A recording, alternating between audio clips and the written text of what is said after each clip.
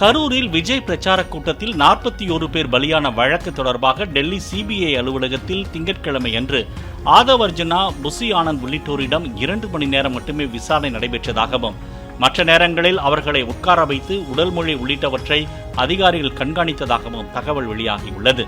சம்பவம் தொடர்பாக காவல் அதிகாரிகள் கொடுத்த வாக்குமூலங்களை தாவேகா நிர்வாகிகளிடமும் நிர்வாகிகள் சொன்ன தகவல்களை காவல்துறை அதிகாரிகளிடமும் கேட்டு சிபிஐ அதிகாரிகள் சரிபார்த்ததாக கூறப்படுகிறது. 30க்கும் அதிகமான வினாக்களை தயார் செய்து அதில் ஒவ்வொரு கேள்வியையும் தனித்தனியாக அனைவரிடமும் கேட்டு சிபிஐ அதிகாரிகள் பதிவு செய்ததாக கூறப்படுகிறது.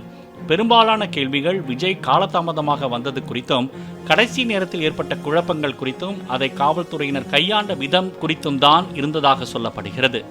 தங்களை தவிர தங்கள் கட்சியை சார்ந்த மற்றவர்களை இந்த விவகாரத்தில் சம்பந்தப்படுத்துவது ஏற்க முடியாது என விசாரணைக்கு ஆஜரானவர்கள் தெரிவித்ததாகவும் தகவல் வெளியாகியுள்ளது.